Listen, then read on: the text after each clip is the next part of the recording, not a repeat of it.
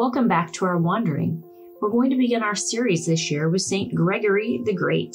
His feast day is September 3rd, and he is the patron saint of musicians, singers, students, and teachers, which seems very fitting as we're just getting ready to start Religious Ed for this year.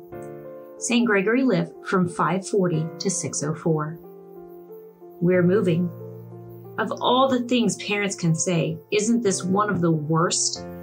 If you've ever had to move to a new town or state, you know how hard it is, and if you haven't, you can probably imagine. You have to leave behind everything you know and start all over. New room, new neighborhood, new school, and new friends. It's a really hard change to make. But maybe you've noticed something else. After a while, everything's okay. Sure, it's different and you miss your old friends, but the new ones are okay. In fact, the new friends might be pretty great. What you might have noticed is that although the change was hard, good things come out of it. You've met people you never would have met, and you've done things you never would have tried if you stayed where you were. Change is hard, but change can be a really good thing too. St. Gregory the Great's life involved a lot of change. Some changes he chose to make, and some of them he didn't. Gregory chose to make the first changes in his life. He had been born into a wealthy Roman family. By the time he was a young man, he had been so successful that he was the prefect of Rome.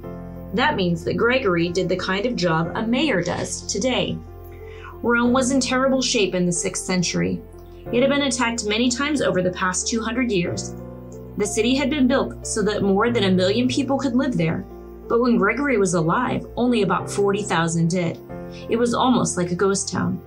Invaders had cut the running water supply. The great buildings of Rome, such as the Colosseum, were unused and empty. People were very poor, not only in the city, but all over Italy. They suffered terribly from hunger and sickness.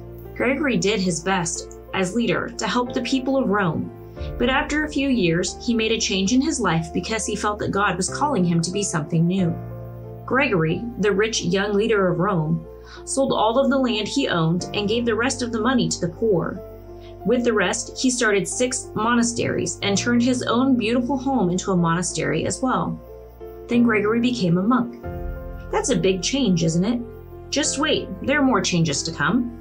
Gregory wanted to lead the life of a monk. He wanted to spend his days praying, learning, and helping the poor people who came to the monastery for help. But the people in Rome didn't forget Gregory and what a good leader he was. A few years after Gregory became a monk, great rains and floods almost destroyed Rome. The floods brought diseases and many people died, including the Pope. The Romans were desperate. The Pope had been one of the few leaders in the city, and now he was dead. They needed a strong leader to help them survive the diseases and the poverty the floods had brought. What about Gregory? It made sense to the people, but Gregory wasn't happy about the idea.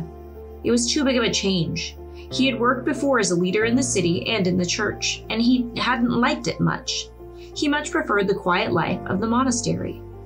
But the people and priests of Rome elected Gregory as their pope anyway. He argued with them, he tried to hide, and he even wrote to the emperor asking him to reject the election. He didn't, so Gregory became the pope. It was certainly a big change and one that Gregory hadn't chosen, but Gregory soon decided that God had spoken through the people's vote. He had been given the chance to help a lot of people, and he would use it. Gregory had always been more concerned about the poor than about anything else. The church owned a lot of land, and Gregory used the profits from the crops grown on his land to help the hungry people of Rome. One day, many years before he became pope, Gregory had seen some slaves being sold in a market in Rome. They looked different from the Romans. They had light hair and skin. Gregory asked where they were from, and he was told they came from an island many miles north of Italy. Today, we call that island Great Britain. When he became pope, Gregory remembered those slaves and wondered if their land had ever heard the good news of Jesus' love. He sent missionaries to share that message. Gregory also helped bring peace to the people of Rome and Italy. He wrote books filled with wisdom and guidance. He was very interested in the Mass and especially in the music that was used during Mass. For hundreds of years, Catholic masses used a style of music called Gregorian chant. It was named after Pope Gregory, who worked to make sure that the Mass was always celebrated with joy and reverence. Gregory helped so many people while he was Pope that he is one of the only 3 popes to have the Great attached to his name. St. Gregory had a hard time with some of the changes he had to make in his life, but just like you can, he used these changes as chances to grow and become stronger. He understood that God was always with him and that God could help him use even the hardest changes to do the most good. St. Gregory's life didn't follow the road he thought it would. Can you think of some ways in which surprising changes have brought good things into your life?